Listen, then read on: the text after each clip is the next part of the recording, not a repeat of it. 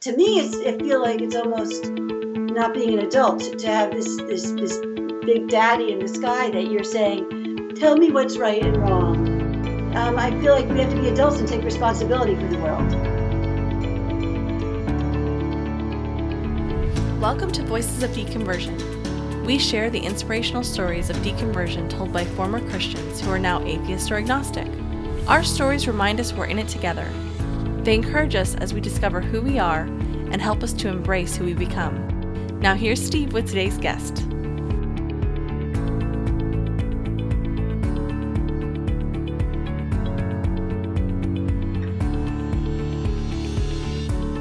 Welcome back, everyone, for episode 26. My guest today earned her undergraduate degree from Johns Hopkins University. She went on to receive her MD from Robert Wood Johnson School of Medicine and served her residency at Parkland Memorial Hospital at the University of Texas Southwestern. She completed her fellowship training at the University of Pennsylvania and is board certified in Allergy and Immunology. Her father was Greek Orthodox, and her German mother was Lutheran. They attended a Methodist church in New Jersey where she grew up, not far from New York City. She remembers being very logical from a young age and questioning stories like Noah's Ark. She tells a wonderful story about how a childhood search for chocolate leads to a discovery that unravels some of life's biggest mysteries. Finally, I really appreciated her perspective as a physician on the subject of how to relate to people when they ask you to pray for them, or when they're in situations that are difficult. Being able to say, I'll pray for you, or your loved one is at peace and they're in a better place now. Phrases like that were what I would depend on when relating to someone who's going through a difficult time. It was a pleasure meeting her and getting to speak with her. Now here's my interview with Dr. Irene Haralabatos. All right, Irene, well, thanks so much for joining me today. You're very welcome. A lot of people identify as atheist or humanist. Do you have a term that you prefer when people ask you about that? About like your religious beliefs? I mean, I don't like to say atheist simply because people read too much into it, but it's probably the most accurate. Yeah. But I'm also humanist and secular humanist, and I mean, I'm a little bit agnostic. I mean, obviously, it's impossible to prove things, but I'm more atheist and secular humanist than anything else. Yeah. Yeah. That makes sense. Well, tell me, now we'll jump in a little bit to kind of your background. How was Christianity a part of your childhood, and how did it influence you? How did it influence you as you grew? Well, my mother, when I was growing up, she seemed to be the more religious parent, and we went to church every Sunday. She was brought up Lutheran, being a German, and we went to a Methodist church simply because that was the church where we, in our small little town in New Jersey, and she started getting into ecumenicalism because I think having to switch made her a little open-minded in that way. And it was a small little church, and we went there, and I went to Sunday school. And as a child, she was always telling me about Jesus and God, and I thought, Jesus sounds like a cool guy. And I thought that I started to identify with the moral lessons that Jesus, not in the Old Testament, more New Testament type stuff. The Old Testament, I did not get ever, never. And do unto others when he was mad at the money changers, and I truly thought a lot of the things that he said made sense, but as perhaps it was things that I learned about science, or I'm not even certain what it was. Some of the stories began not to make sense to me. How old were you when you started noticing that these things didn't quite add up? It's hard to know because it kind of was gradual, that part of things. There was a sudden moment I had at one point, but pretty young, way before high school. Mm-hmm. I remember even being like in some sort of Sunday school and hearing about Noah's Ark and being like, I was shocked that our the Sunday school teacher was telling me that it actually literally happened. Even at that age, I was like, it probably is more of a metaphor. I'm like, to every single species? Really? I don't, an adult believes this? I mean, I had this idea when I was a kid that adults were very sensible and very educated, and they were smarter than me and they knew more than me. And around, I don't know, somewhere between 10 and 13, I began to go, you know what? Some of them are not. Sometimes some of them have these ideas that, don't make any sense. And it was very hard for me to grasp that an adult could be not like that. Yeah, it's really interesting to me how I've talked to other people who, like you, from a very young age, were processing how illogical some of these things were. I'm sure I had doubts from time to time when I heard these stories, but I think for the most part I just accepted them. And I mean that's funny to me now because I kind of consider myself pretty like a critical thinker. Like when I hear things, I'm skeptical of them, kind of skeptical in that sense. But I don't think I was as a young kid. So it's really interesting to me that as a child you were thinking, was this really something that happened? Were there all these species really get on that boat? I was a nerd. I guess I do like science, and I think that probably was part of it. I always overthought everything. I've always been. Mm-hmm. Yeah, but that's good in this case.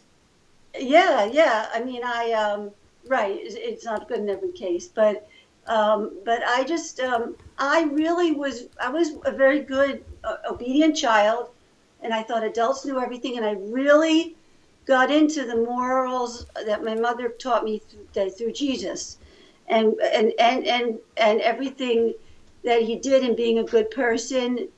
And in some way, those morals haven't left me, because the ones that she pushed on me were the good ones. I think turn the other cheek and help those, do unto others, and help those who need it.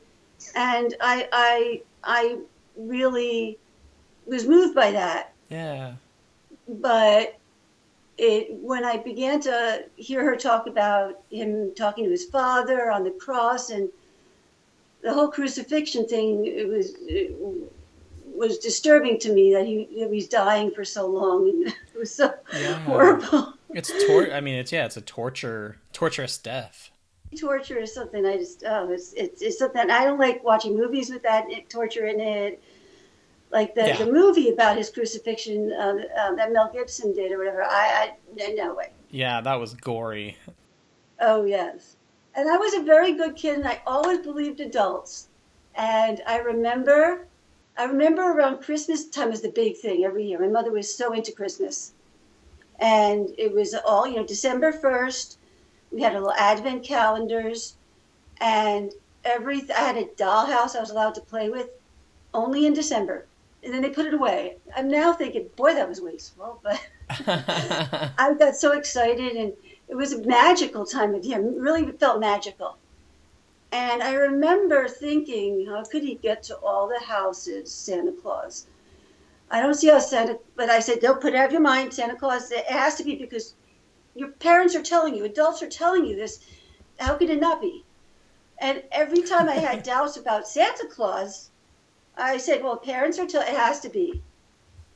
And I remember specifically thinking, no, it has to be. And so I wanted to keep that magical feeling. It was a very nice feeling. Yeah. And a beautiful feeling. And I know my mother had that feeling, and she wanted it for me. And it's just little things that seems things were unraveling a little bit. And I'm not sure if it was 10, maybe older, but I can't believe I still believed in Santa after that age. But I went into the closet. I was actually looking for chocolate, and she had some Christmas decoration chocolate for the tree. And I saw a gift that I had asked for stuck in the corner of the closet. And I think that was the last straw. And I was just, my face became red. I remember flushing, because I'm like, oh my God, did she think I was so stupid that she had to put the charade for Santa Claus charade on for me? So it all fell apart for you at that moment, the Santa Claus thing? Oh, yeah. Like you'd asked Santa for this gift, you saw the gift, and you immediately knew it's all made up. But because I was probably working up to it, it didn't make sense to me already. And at that point, I couldn't even fool myself anymore. I was like, oh my God, she got this for me. Because she would do things like take a bite out of the cookie and all that stuff. And I Yeah. think once I almost caught her, but I put it out of my head. and and then when I asked her about it, she's like, "Oh, he must have dropped it as he was doing errands." And I'm like, "The same gift that I asked for, he dropped accidentally on our roof, Yeah. and then you put it in the closet." That's so I didn't funny. even that made no sense to me. I knew she was even nervous, Oh so no. I was like, "Oh, okay." I was just like, "Whatever." I didn't argue, but I was just like, "Yeah, okay." And I remember That's so laying in my funny. bed that night, and I just remember thinking, why would she tell me this if it's not even true? And I began to realize she wanted me to have that magical feeling, and she wasn't doing it to be mean, but I was still mad. And then I'm like, then why does she? I could tell she had that feeling, and she knows Santa Claus isn't real. And then I said, oh my God, Jesus and God. And then it was like, beep. I swear to God, it was at the same time. Wow. I'm like that big guy with the beard, and parents don't always tell the truth, so maybe that. And I'm just like, oh my God, it's all stories. Well, this is kind of funny, but you made me think of my own family and growing up. When we were younger, the funny story that we used to tell growing up, like as we got a little bit older, was that when my one of my sisters was told that Santa Claus wasn't real, her first like question was, "Is Jesus real?" Like that's right where she went, and that's interesting because you're kind of saying that's what happened with you. Is that was the next thought, or Hmm. soon after, yeah. Well, because I realized that everything that my parents told me and everything adults told me didn't have to actually be true, I guess. Yeah. And that it was possible that, and it wasn't it was what they felt it was good for my own good, but I was lied to, although obviously with religion, they didn't feel like we're lying, of course, but Right. But there's so I just, many similarities between the it, two. well, they hit me. That's what hit me. And I just remember that night. And, I think I was around 10, but I can't even be sure exactly what age I was because it was a long time ago. Oh yeah, no, of course. Yeah, but that's a really cool story. It's neat how as a child your mind went there. Like I was saying earlier, you were a critical thinker, and you were processing the logical part of this, and you saw evidence in the closet and put it all together in your head at a young age. So I think that's really cool. Oh, well, yeah, thanks. I mean, I I was one of those, I always we thought things through a lot. I remember growing up and thinking, why don't they even think about that? But again, it has its pluses and minuses, of Mm-hmm. course. I was never one of those kids to, just jump into doing something. I always had to stand back and watch others first, that Mm-hmm. kind of thing. Mm-hmm. Cautious. And yes, yeah. And, even in social situations, should I say this? And by the time you're thinking about it, everyone else has moved on. Well, what about your dad's influence on you? You said your mom was probably the more religious of the two, but did your dad Uh-huh. have an influence on you religiously? When I was younger, he seemed to be less religious. In his old age, he seems to be more religious than he was. He seemed to be supporting her and never speaking about not believing, but he didn't seem to ever talk much about religion at all. I know his family was religious, and I know but I don't know if as religious as some Greek people can be with Greek Orthodox. Like, I remember his sister-in-law was extremely religious, is extremely religious, but he always seemed to be more his own person. He was Okay. like a rebel growing up. Oh, but he was somewhat quiet, at least on the religious topics. Right. I mean, and he didn't grow up with even a vaguely similar Christianity that my mother had. I mean, I guess it's similar in some ways, but Greek Orthodox is a little different. And so he just went to church with us, and he just he was okay with everything. But I didn't feel that he was moved by it as much, which maybe helped me realize that you could have different attitudes and thoughts about it. I'm not sure, but it might have helped that. I don't know.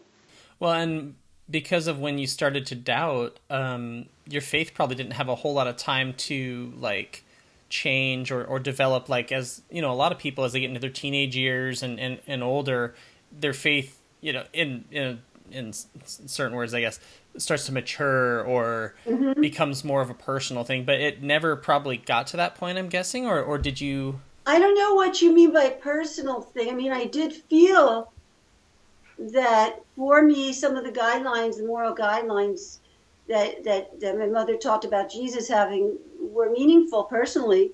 Mm-hmm. I did sort of incorporate into my own ethics and morals. I really remember admiring that kind of way of thinking when I was growing up. But what I had in my head, and then what I saw people in the church and that were my mother doing, didn't exactly fit anyway. So that made me think, oh, well, not everyone's on the same page even. Oh, when you say didn't fit, do you mean they had different ways of expressing their faith? Yes, there were people who were, most of the church wasn't super Old Testament and judgmental, but there were people who were more that way than my mother was, and that never fit with me. I never understood that. Yeah, the judgmental side. Like yes. people who are very like literal and take it like word for word. If you actually think people of other faiths are going to hell, that would never even be something that I could even fathom that a good, decent God would do. Yeah. Because it's very obvious that what you believe in is a lot to do with where you were raised and how you were raised and things you have no control over. Yeah. So, and again, the Noah's Ark thing, being all literal and that sort of stuff made me realize, maybe it alienated me a little bit, made me realize that we were all on the same page here anyway.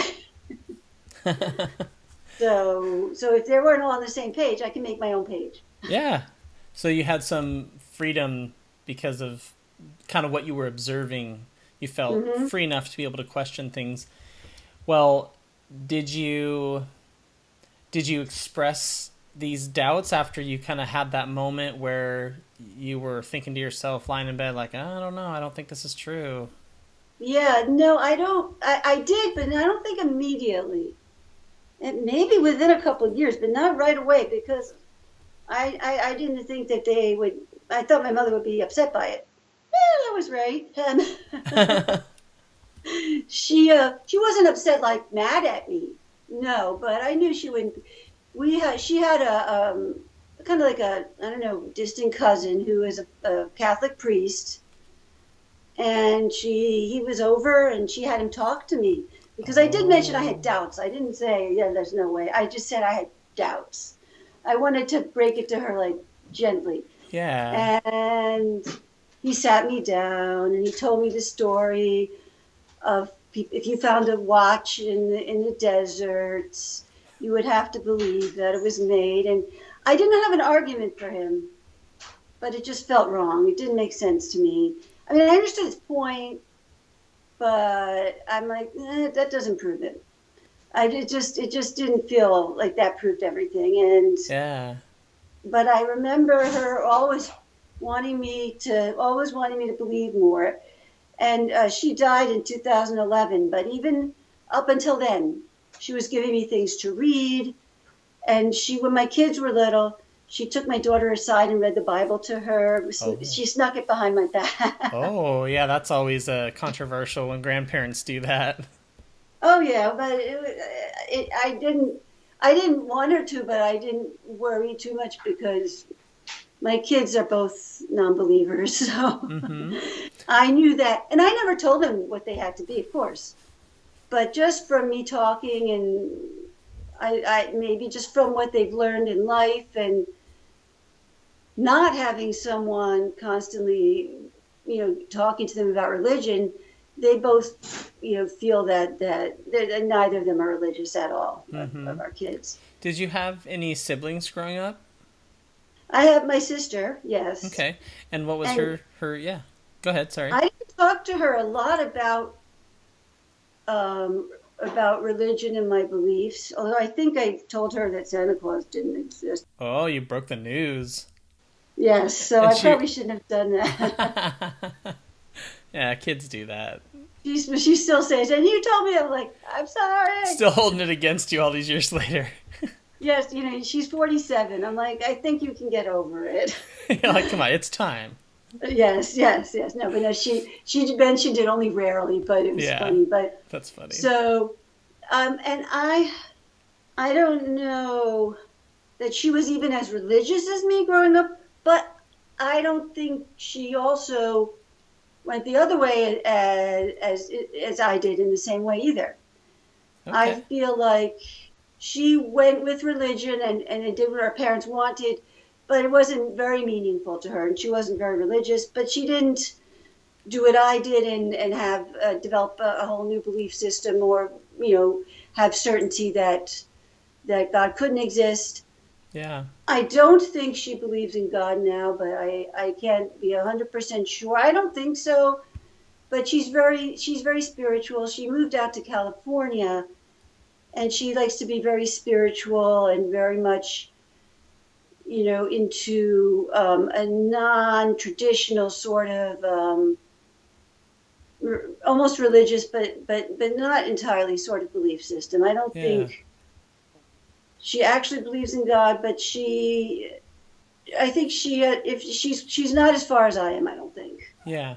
Yeah, but that's interesting to hear how your families, as a whole, how their faiths were all sort of unique.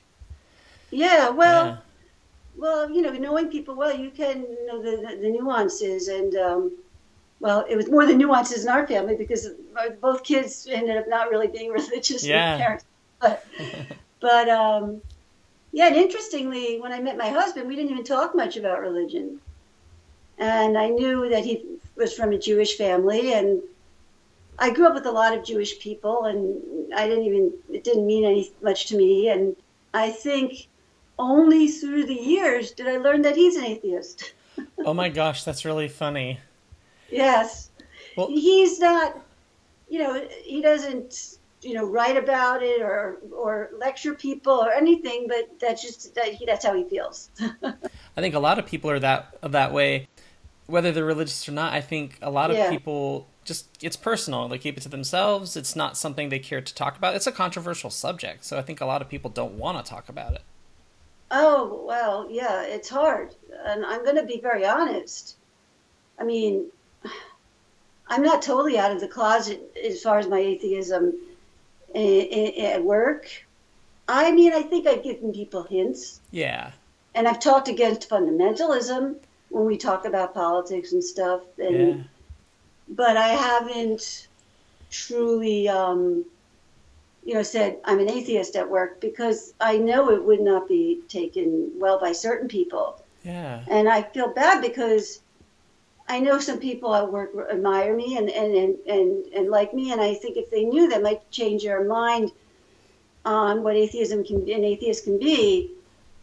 But I also know some people, it might create some very uncomfortable situations. Yeah. Well, definitely works that way. I mean, a work environment. You got to be careful Yeah. how much you tell people about your personal beliefs, and yeah, it can have consequences on your career and on relationships and friendships. So if it's not necessary, why bring it up? I guess, right? Well, yes, but I mean, I see why people are very open about it, but I Yeah. also, in work, it's the hardest. Oh, totally. Yeah. Yeah, I not too long ago, believe it or not, I was not really that open. I mean, until about August of 2017, I was not. My immediate family and close extended family knew, but a lot of my extended family, many friends from, the past, high school, from college, Hmm. former work, coworkers, things like that. They had no idea, so a lot of Facebook didn't know, and my current like employer and current coworkers didn't know, and so I wanted to kind of just be transparent. Like I guess I've not always felt that way. I've not always felt that way. Like I could be, because of my concern for consequences, at work. But I just decided, I'm putting this podcast out there that could be discovered anyway, so might as well just say, hey, I'm doing this podcast, and tried to keep it real upbeat. For you were for a much longer time, and you were involved in religion in a way that I never was. Right. So I can imagine there's a lot of people that you worked with and friends that would have a much harder time accepting it. Well, I see that. Yeah, and their image of me is as the kid in high school who, like prayed with fellow football players before games. Like I was that open with my faith, so, and everyone who knew me knew, I was a very strong Christian. So I just, I don't know, for years I was like very, very hidden about it. And I mean, I deconverted in 2005. I was no longer a Christian. Like I knew that at that point, but I didn't really call myself an atheist for a little while after that. But I mean, that's 12 years ago. And I just now kind of publicly was like, nah. So, you have to keep it quiet sometimes. It's not. I mean, I hate to say it, but there's prejudice out there. I really would call it that. Mm-hmm. If you don't know someone and you make a judgment about them, that's prejudice. And it's hard to put yourself out there for that. But I admire people who do. I think it's great. Yeah. And obviously, my attitude is I'm not going to lie and I'm not hiding, but I just don't bring it out all the time. I think that's if people find this, they'll know. Yeah, but I think that's probably one of the best ways to handle it. It's just that's kind of a normal, healthy way of like you don't go around revealing every thing about yourself to everyone you know. I mean, no one does that. So right. Yeah, it seems like a good way to kind of handle it. Well, yeah, what people at work are they don't talk about religion too much, but I probably don't say anything or. When they talk about their belief in ghosts, I often don't say anything, or if they ask me something, I'm like, yeah, no. I don't believe it. Believe it or not, there's been people at work talking about things like that. Sorry, people at work, if you hear me saying this, but I really, Mm-hmm. I don't want to offend them, but I just either walk, and I think it makes it pretty obvious what I'm thinking. If you walk out of a room when people are talking about stuff like that. Yeah, that's an awkward conversation to have. If religion or spirituality or the supernatural comes up at work, it's always so awkward. I mean, I've had people like, I don't know, I'm walking to the kitchen and we're talking about something. They're like, yeah, praise God, blah, blah, blah. And it's just like, oh... I don't want to say anything, but I also don't want to be like, like I'm agreeing with them. Well, as a physician, I've had patients say, pray for me. And I often just nod, like, yes, because when you're talking, they're vulnerable and they're talking to you about they're having a health issue. You don't want to, I don't want to be, not supportive. Mm-hmm. But it's always a little awkward. Yeah. What type of physician are you? Allergy and asthma. It's mainly outpatient stuff, so I don't deal with life and death stuff as much. But I do have some people who are very sick. It's very, very, all the whole spectrum. And I've had, patients who, are not religious at all, and then I've a lot of patients are, and that's just because a lot of people are. So yeah, and some of them purposely don't mention it. They don't talk to their doctor, but in a religious way. But some people are so, and it's so intertwined that that's how they talk. Right. It's just it's a huge part of their life. So if something's happening, they're going to turn to religion to help them cope. Yeah. So that would be awkward if you're a physician and you're trying to care for them, and then they say that it's like, do you have a pastor? do you have a priest? Fortunately, it doesn't come up that often because that's good. I've had to tell a few people they have cancer, but usually with allergies and asthma, it's usually not that kind of thing. Thank goodness. Yeah, man, that's really tough. Oh yeah, it's not fun. Yeah. But all you can do is just be honest and straightforward. And of course, different people, you try to titrate it to the person. Different people, you have to hear things in different ways. But you do the best you can. Yeah. Yeah. Well, getting back to kind of your childhood a little bit. So Uh-huh. up to the point where you kind of discovered Santa Claus wasn't real, and then you very quickly concluded that you didn't think that the whole God thing was real. Up until about that time in your life, was there anything else that was significant that you'd like to mention, or anything else about that time in your life? My mother got multiple sclerosis, but that was a little bit after that. Mm-hmm. How did And how did that? Yeah. well, it made it harder for me I made me even less want to confront her about our differences, especially as she got more ill. Yeah. And she would talk about religion, and she's at peace, and talk about dying but many years before she died. And I would never say, well, that's a, Right. It's I comforting to couldn't, I her. couldn't, yeah, I couldn't do that. I mean, she already knew, but she would, it was like we say, it was part of her. So she would talk about it, and I would, not talk against that at all. It made it so that we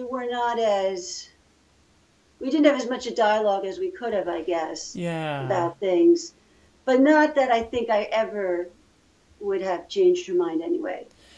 Yeah. Yeah. And it does when family members have differences in religious views, even if it's just different religions, not just atheist to believer, but it does, it eliminates a sphere of topics, or it eliminates a part of life that it's just not something that you guys have in common anymore. And so if they're depending on that to get through a tough time when they're sick or something like that, it's sometimes hard to know where to meet them or how to, I don't know. Yes, you want to comfort her and be there for her, but you don't want to be like, yes, yes, God will be there for you, and I'll pray with you because, and fortunately, she didn't push it too far as that, but I have a question for you actually I don't uh, think I've asked this before, but something that comes up for me a lot is, there's a death in someone's family at work and there's a card going around and people are saying, I'll pray for you. You're in my prayers. As someone who was religious for a very long time, I was used to those kinds of sentiments and saying those types of things. So I have a really hard time knowing how to express more than just saying something like, our hearts are with you, or you're in my thoughts, you're in our thoughts. It's like I feel like it's not enough. What do you do in a situation like that when you have to express that kind of thing?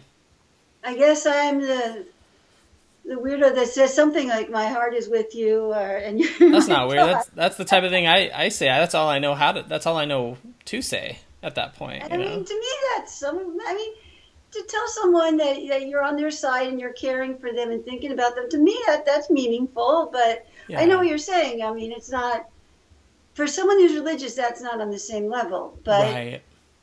I know what you're saying. Yeah, But yeah. Maybe it bothers me more because it was like a second tier of caring or something. It was like a step down from saying like I'm praying for you. Like, oh wow, that's powerful. Like I'm gonna like reach out to God and try to ask God to heal you or ask God to make you feel better about this death in your family, and that's kind of the I don't know, the best thing you could do, I guess. When I was religious, that's how I felt. And so saying like, yeah, I'm thinking about you, it feels like that to me. no, I'll think well, about I you from mean, time to especially time. if you believe, what is that called? Whatever prayer, that it could actually make it Yeah. God do something for you. Intercessory prayer. Intercessory. I was like intercession and intercessory prayer. If you believe in that, that's a huge thing, Yeah. You feel like you and you're can really impact helping things. them. Yeah. And I just, yeah, that's not happening. Yeah. So you say similar things like, we're thinking about you, our hearts are with you, things like that. Yeah, I mean, Yeah. fortunately, it doesn't come across, come up too often at work. Yeah. But it does occasionally. You're right, like on a card or something. And Yeah, or I'm sorry for your loss. I mean, there's other things we can say other than just like, well, I'm praying for you. I've had to write cards to family if a patient passes away, and I could just say our condolences, and it's usually appreciated. You Yeah. know, I think it's so. still it's still appreciated because first of all, there's different faiths represented.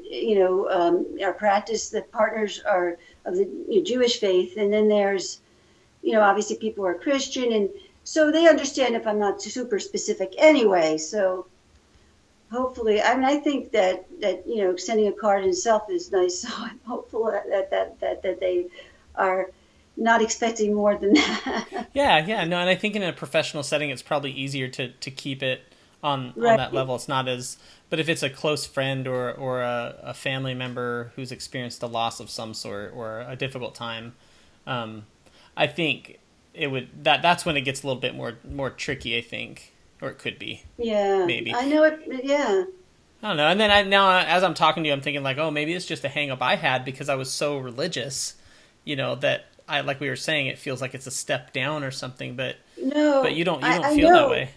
Well, if you hug someone and you advocate for them and you are there for them to talk to them, I think most people do appreciate that on a Yeah. deep level. You're right. And And so if you're close to someone, I think that they know that you're really, supportive. I think that that's often enough. yeah, I think you're right. And actions speak louder than words many times.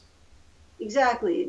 You can say prayers for you. You know how it is on Facebook and online. Prayer, thoughts and prayers. And it's like, yeah, you took like 5 seconds to write that and moved on anyway. So, Right. It's not really that meaningful when it's something no, like that. I mean, it's a nice thought, but it's not like you said, hugging them, speaking, being there for them, talking with them. That's right. much more meaningful. And I think most people get that, emotionally or logically or both. Most people get that. I mean, there Yeah. may be a few outliers, but I have not encountered them, thank goodness. So as you grew older, so from the time that you stopped believing in God and Santa Claus and all of that, how did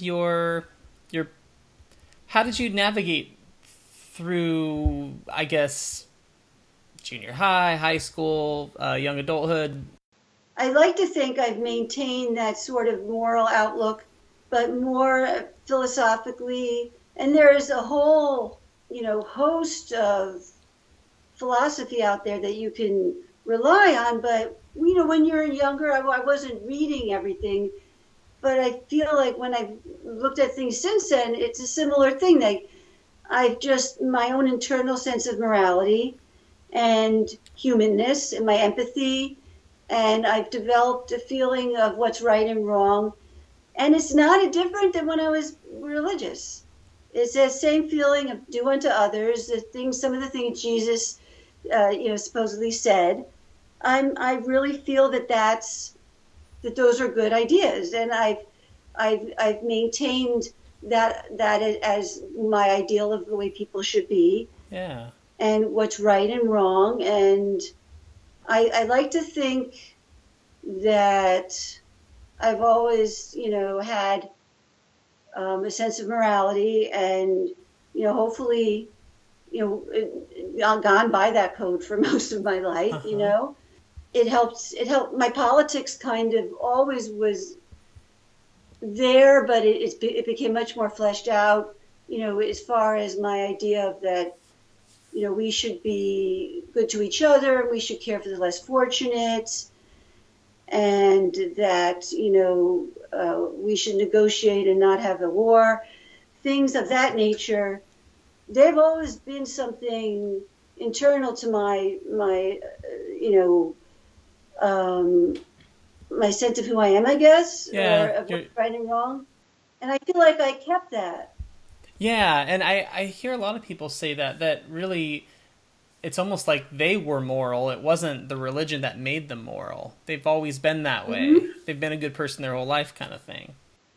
Yeah, I mean, to me, if you have to be scared because someone's going to put you in hell, then does that really mean that you're moral, or you're just scared of going to hell? And I Right. feel like, obviously we all have, weaknesses, but most people don't want to do certain things like murder someone. Right. Like who would, most people don't want to do those horrible things. You don't need someone to tell you not to do them.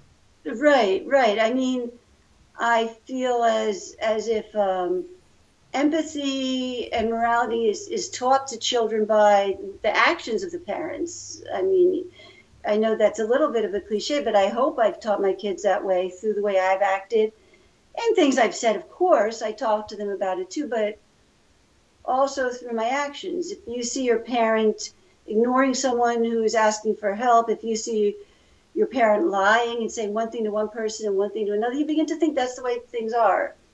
Yeah, yeah, that becomes your normal, or that shapes your morality.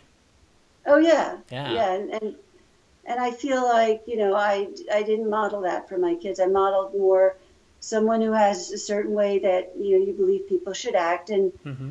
and I think that between me and my husband, our kids have hopefully developed that sort of sense. Yeah. And I think they're not kids anymore, so I think they have. Yeah. I can't believe that they're already. My baby just turned 20, so. Oh my goodness, isn't that crazy? I actually we had kids when we were pretty young, so my You were boys. saying that your kid was, and you look young, so young that Yeah. I realized that. Yeah. Yeah. I'm 38 and my children are 14 and 15. Yeah, I Okay. mean we Yeah. had them when I was 22 when my first son was born, and then I think the next, a year and a half later my second son was born. So it was just like so young, but Not no not ridiculously young at all, but right, right. younger than average. At least, yeah. In our culture, yeah, a lot of people, Yeah. have kids maybe around 30 or mid 20s or something, but Yeah. yeah. Yeah. Well, you said that politically, that obviously as we grow into our teens and older adult and young adult years, that's kind of when our I think our politics become a little bit more firm, and the things we start believing. What Yeah. were your beliefs as far as politics? Were they similar to your family's? Was your family more progressive or? No, no. My mother had some tendencies towards that, as you could tell by what I was saying about what she taught me, but she wasn't, my parents were not educated. And I mean, obviously you can be conservative or liberal and be educated, but Right. I feel as if they could have been very liberal or progressive if they had grown up in a different time. Maybe I'm wrong, but I feel that because my mother had some of those tendencies, but she would be swayed by a conservative politician. She would be swayed by what she heard, the last thing she heard in some cases, just because she didn't have a good foundation of knowledge. So yeah, Like, so whoever she's listening to last, it's like, oh, that sounds reasonable. Yeah. right, exactly. Both of my parents, my mother told me that she voted the way my father voted because he's smart and he knows what he's doing. And I remember thinking, okay, and I remember arguing with him, and this is how old I am. I was 14 in 1980, and arguing with him that I didn't think that the Cold War was the way we were doing that. And he's tried to explain mutual assured destruction.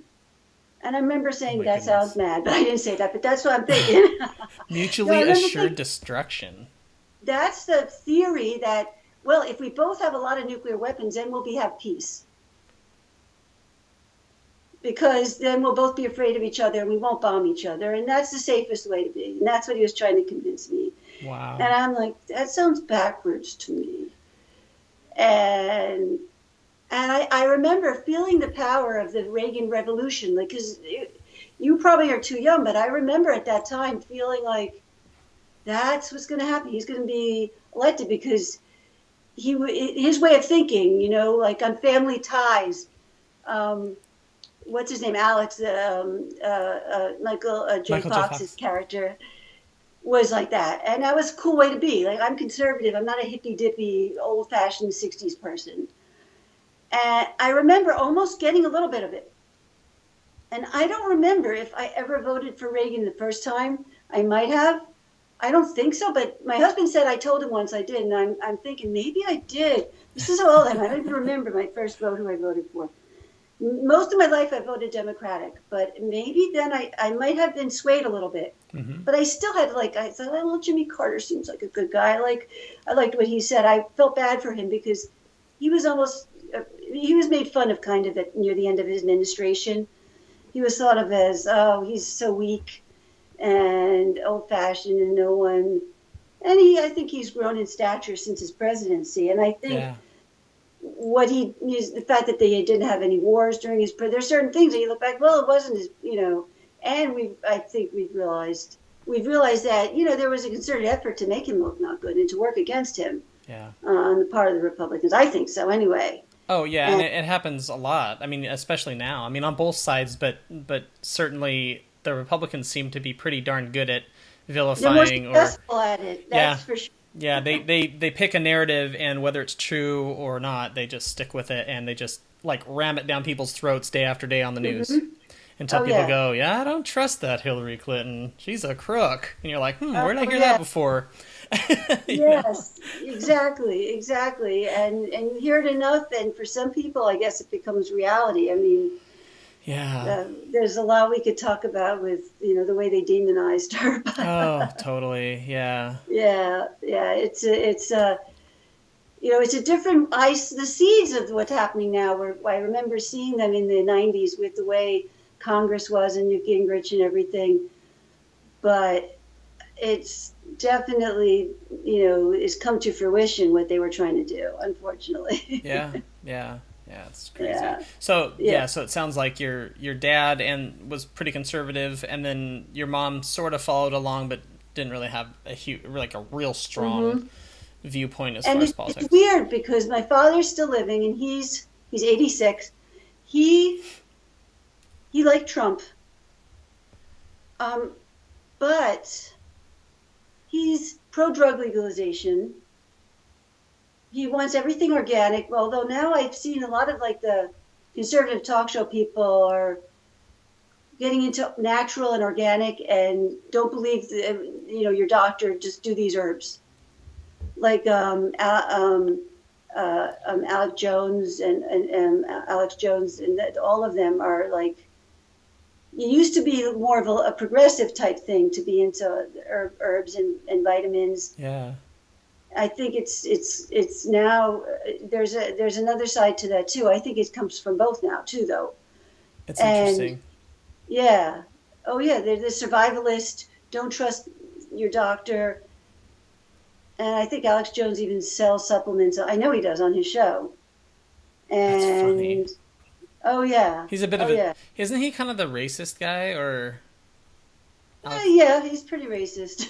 I don't think. I was trying to remember who he was. He's more noted for his conspiracy theory mongering. And that seems to be so prevalent now. No one trusts government. No one trusts their doctor. No one trusts.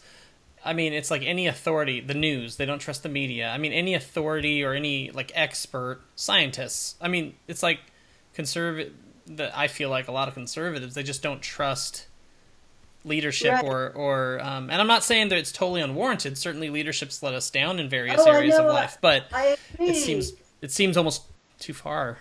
Right. I think that you have to have the framework of knowledge, which a lot of people don't have, to discern what to trust and where someone's just making money off you, and so it gets scary if you don't have that framework. And it's easier just to say, well, don't trust anything. Right. And everything's a big conspiracy. But then we go on this website and trust everything they say. I'm like, right. How does that happen? Right. They're essentially doing the same thing. I mean, they feel like I'm being so critical and I'm smarter than anyone because I know the earth is flat. And they're just all suckers because they don't know this. And it's like, you believe everything this website's telling you, but you're the one who is all skeptical and smart. Okay. Right. Exactly. I think if you don't have a good framework, it's very hard. It's very easy to go down a rabbit hole like that now because there's so much out there. You I guess deconverted from Christianity at a pretty young age. Is there anything that you have learned or experienced in life that you think you may not have if you had stayed a Christian? I mean, I feel like I've been more open to different ideas and different philosophies. But you know what? I can't imagine not being. I think that's the kind of thought that led me away from it. And maybe I feel like if I stayed religious, I mean, I feel like it would have maybe gotten me closer to certain people in my community and in the church, I mean, it can definitely be distancing Mm-hmm. when there are people that you know are very religious and you're just like, no. But so there's plus and minus, but I feel as if, well, my husband and I's relationship wouldn't have been the same. That would have been a problem, even though we didn't know it when we met. Not that he, like, if I was wanting to go to church regularly, and I think he already realized I didn't. Yeah. So even though we didn't talk about it, we kind of knew that we didn't. He knew I wasn't very religious. But if I did at one point, that would have made our relationship a little more difficult. You know, he actually has gone to church with me when I still went because my mother was sick, and I did on Christmas just because she wanted us to. Although there were times I'm like, I don't really want to go just for her. I don't like to go. I feel weird being there. But there was many times we did go for her.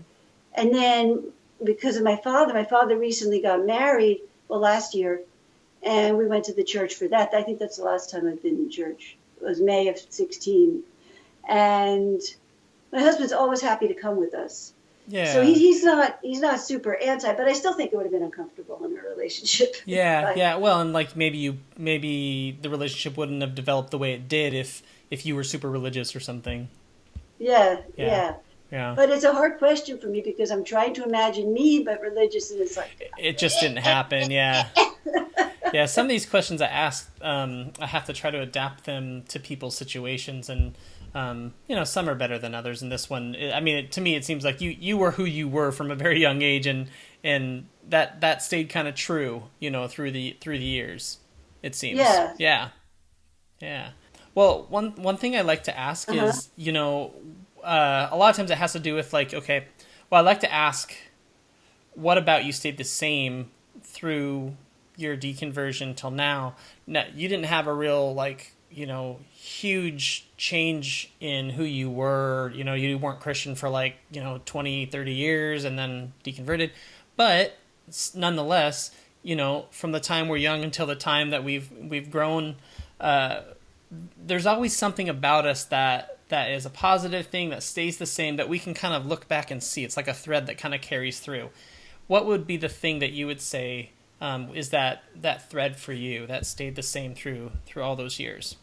I mean, I do feel as if, and I trust me, I have my flaws, and I'm not a perfect person, but I think that idea of morality that I've always had, I feel like that sort of, I try to I'm always someone, and maybe this is why I eventually just didn't agree with religion. I mean, it didn't hurt that I was getting into my teens, so it became much easier to realize your parents weren't gods at that point anyway. Yeah. But I feel like I always try to make things into the simplest, and in medicine this is true, the Occam's razor. Try to put things into the simplest paradigm that's actually true. You don't want to oversimplify. But I try to, I'm not someone who compartmentalizes everything. And I feel as if my morality, I'd like to try to make it logical in every facet, and to make it the way, I think through that in many different situations. And I felt like I was that way as a kid. And I feel like I've always tried to think things through like that. And yeah. I mean, obviously there was a time when I was too little to be able to do that, but I don't remember that time that well, I guess. It makes sense. You went into the sciences, Yeah. Yeah. You became a physician, so it makes sense that, your mind, you were just a very, maybe had a scientific mind from a young age. I mean, I think I did. I mean, I think that I've also had my creative side, but growing up, it was even, my parents saw that, and they encouraged it too, so that they didn't know what they were starting, but they definitely encouraged me when they realized that I was smart and science-minded, And I feel like they were happy to give me the opportunities that they didn't have as far as going to college and everything. Yeah, that's right. And That's good. I'm like, well, you're the one who gave me an education. Sorry. Yeah. Yeah, you did it.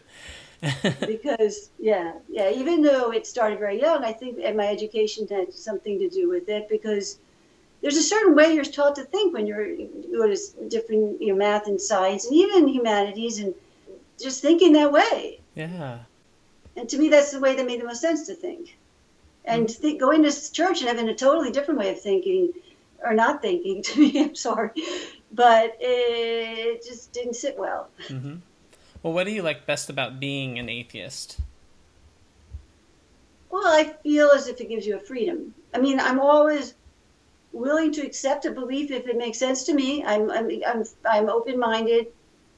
It gives me a willingness to examine and a non-judgmental attitude about different cultures. Although, there's some atheists who can be very judgmental about religious cultures. And I understand that. And I have a little bit of that. I try not to be, but I have a little bit of that, especially when they don't treat women well, I get a little bit upset. But yeah. Understandably so. Yeah. Or certainly when they have anything to do with killing people, that's part of it. But I also think that because I'm not steeped in a mythology from one culture, it helps you. I feel like hopefully it gives you a little better perspective and ability to see everything. But a lot of it's a freedom that not to feel guilty about things that it's not worth feeling guilty about, in my opinion. Yeah, well, and for you, that's what it sounds like it was. It has allowed you to be who you are and have an open mind and have the freedom to think about things critically and follow the facts where they lead and live your life in a very sensible, rational way. Yeah. I mean, there's atheists who are jerks and make fun of Christians all the time, and they're not very nice people. But that's not how your atheism has played out. No, I don't like to. I might not respect their religion, but I respect them and their feelings. Exactly. And I don't like to be cruel to people when not necessary. If it's not going to be productive or helpful, it's not necessary.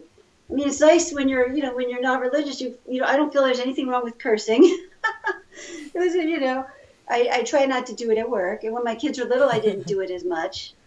But, as you get older, sometimes it's fun to just, especially when you're mad and, if you watch certain people giving a speech on TV just to curse at them because you totally think they're harming the world, You got to let it out sometimes. You just have definitely. To. It helps. So that freedom I like it. It's certainly a secondary thing. It's not why, but it certainly, it's something that you can enjoy if you're not religious. Well, yeah, you can just express yourself the way you want to express yourself, Right. Without having to think twice or look over your shoulder and worry that, you're going to upset God or something. Oh, and of course, sexuality and not feeling bad about any sexual feelings you have, knowing that you're a mammal, and what makes you who you are is how you deal with your feelings, and how your actions, not your feelings. Mm-hmm. Like, I don't think you should feel bad about a feeling that you didn't even decide to have. And, like Jimmy Carter with the lust in his heart. And did he say that? That he had lust in it. Yeah, they said something, I forget what the question was, about his wife and loving his wife, and was he always faithful to his wife? And he said, well, yes, he was faithful to his wife, but he had lust in his heart sometimes. And people made fun of him for that. Oh, no. He was trying to be genuine, but it's like, oh, Jimmy. Yes, exactly. But, even though he's very religious, he was, he understood that idea that you can have feelings and that you shouldn't feel bad about that. That's the way you are, but you won't act on them, Right. In his case, yeah, like the lust in his heart, he wouldn't act on it. But I see what you're saying, though. Like, religion can be very restrictive on people's sexuality and tell them you're wrong if you're gay, or you're wrong if you have, these different feelings. Yeah. Right. And sex out of wedlock, I wouldn't feel bad about that. Yeah. birth control. I Mm-hmm. mean, I don't think when I was a kid I ever even thought about the birth control thing. So it's not like now I'm free of that worry. I've never felt that that was wrong, but I know a lot of religious people do, Mm-hmm. Yeah. and Yeah. I actually think it's a moral thing because if we're gonna make this earth a place where we can actually be healthy and thrive, we need to women have to be able to not have babies when when they don't want to. Yeah. People who have 10 children and can't support them, that's no sort of life. Right. And we need to be able to make sure that every human being that's here, that they can have the resources they need. Yeah. And I feel like that's not a consideration in certain, in a lot of religions. Yeah. Yeah. Well, and I told you before we jumped on that, my wife and I, we thought God in the Bible did, made it clear not to use birth control, to trust him. Yeah, It was a faith yeah, issue. But the thing is, yeah, when you're that hardcore of a Christian, like you're that far off the deep end, you're not thinking critically about the impact it'll have on the world. You're just thinking, I think God wants me to do this. No matter how crazy it sounds, I'm going to do it because I'm supposed to have faith. I'm supposed to trust him and not trust my own logic and my own reasoning. I need to just totally trust him. And that's kind of where we were at. So right. I get it when like evangelicals, they're totally okay. I don't agree with it at all, but I can No, see where no, they're I coming understand. from Yeah. when they're against gay marriage or they're against abortion. I get it because Hmm. they're not going to think about the logic. Like that's not even the issue. The issue is they think God said this. Right. And it's a matter of faith to them, and that's where it's just like a brick wall. You're not going to get through that. No. Yeah. Well, I think human beings, as a rule, logic doesn't even always work when you're trying to convince someone of something if they haven't come to it themselves. Right. Um, but people, I they feel that it's immoral, or it's something that you can't be against. You have to have that faith. Mm-hmm. It's something that's the one thing you should never question. To me, I feel like it's almost not being an adult to have this big daddy in the sky that you're saying, tell me what's right and wrong. Oh yes. I feel like we have to be adults and take responsibility for the world, and I feel like that they're not, but that's how I see it. Yeah, it's like I don't know if this is the right word, but I don't even know if it is a word. It's like shirking off responsibility. Is that the Yeah, saying? for shirking your responsibility. Yeah, Yeah. yeah. I Yeah. feel that, and I think some people like to do that because it's if you start thinking about the whole world, it does get kind of onerous. It gets a little depressing. Oh yeah. Yeah. Sometimes it's easier for people just to trust blindly and not have to go there. Just trust Yeah. what some authority or what God says, and they're not going to question it. It just makes life easier. Oh yeah, yeah, and I mean I understand that to a degree. Mm-hmm. I don't see how people think that that's really. I understand the desire to be that way. I don't see how you can actually think that that's the way it's going to be the most effective. But Yeah, and I question things too much. That's probably why I ended up the way I am. And like yeah, like you question things. I can't imagine living life just going along with what people tell me all the time. well, there's social forces that are very strong too, and you probably had a lot of strong social forces. Oh yeah. I feel like mine were a little bit diffused because my parents are from two different societies. My father was from Greece, so he actually was born in Brooklyn but grew up in Greece. But his father and mother were Greek, and my mother was German, and she married like outside, like who was this dark guy you're bringing into the family, and so they already like kind of broke a barrier. They were different religions, and then where I grew up outside of New York City, so I was constantly exposed to people of different religions Oh yeah. and beliefs, and a lot of people who were Jewish and very secular in their attitudes I was exposed to, and I felt like a kinship with that, A kinship so with the their idea. worldview. Oh, okay. The Jewish worldview. Well, that they're a lot of the more secular people I knew were Jewish Yeah. with their secularism. I don't know if with just a Jewish worldview or just the secular part of it. I felt like that made sense to me more. I think if you don't even have anyone else around you that has a model for something, it's hard to go on to it. Even if you are a strong thinker, it's still difficult. Yeah. Yeah. But sometimes you even have one or two people, and suddenly it's like, yeah, that's it. Yeah, there seems to be in Jewish culture, it seems to be there's a strong secular strain, like where a lot of cultural Jews, it's a cultural thing. It's not that they're a strict Jewish religious person. It's that culturally that's how they identify. It's their heritage, but it doesn't dictate the way they believe about spiritual things. Exactly. I mean, I do think that there are religious, people who are very, very religious. There's Orthodox people, but the ones that I was more familiar with were like people like John Stewart. Obviously he wasn't famous when I was growing up, but people with that kind of attitude. Yeah. Yeah. And that's I was like, yeah, that kind of thinking makes sense to me. Yeah. Well, is there anything about your story that we haven't discussed that you'd like to share? I don't think so. I mean, I think that's pretty much it. Yeah, I hope it's been interesting for people.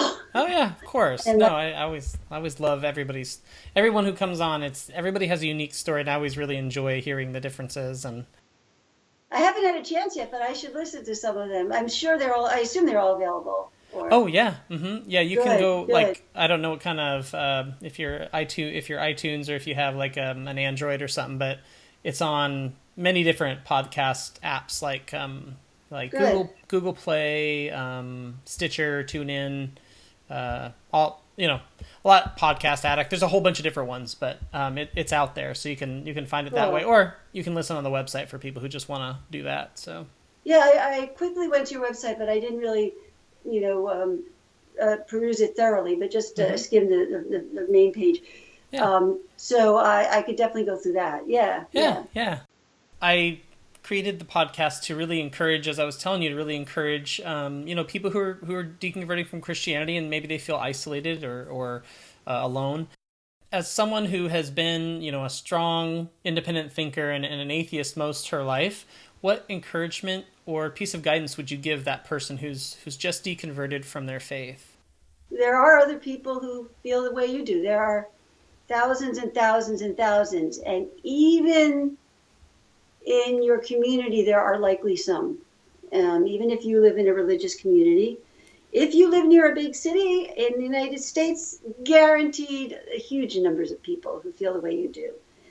And you definitely will be able to, have support and kinship in people like that. There's no reason to feel like you're alone at all. Yeah. Well, is there any resource that you can think of, any one resource, and it can be anything, that you would recommend for someone who's deconverting? Because I was so young and things were so different back then, and so it's hard for me to say, but online there's a bazillion things, I'm sure. Oh, yeah. And even talking to other people on social media is helpful. I think that's a great idea. Yeah. There's support on social media if you go into the right places, and don't talk to people who aren't supportive of you and the way you feel. If there's a lot of people who are supportive, so I think social media is a good place. I mean, there's plus and minus, but I think there's a lot of support there.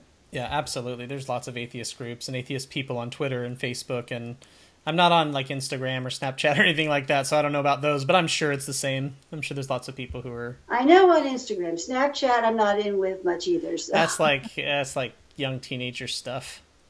Right. I went on there and I'm like, like, I don't know. Put a dog face on my face. That's exciting. I know. Yeah, I don't really understand it. Is it just that? Is it just like taking pictures and like using filters on the pictures and... Well, I think you can talk to people. Yeah. I know you can. So it is more of like a young person's kind of... There's interaction too, but I feel like, if the other ones didn't exist, maybe I'd look into it, but it's not the first place. No. Well, what's the best way for people to get in touch with you? Well, I'm Irene6 on Twitter, and that's where probably I'm the most available. So if anyone wants to follow me, or and then I'll follow you back with a direct message, or just talk on Twitter, Just tweet me is fine. That's awesome. Well, Irene, thanks so much for doing this interview, and I really enjoyed hearing your story. It was a lot of fun. Thank you. I appreciate it too. Thanks.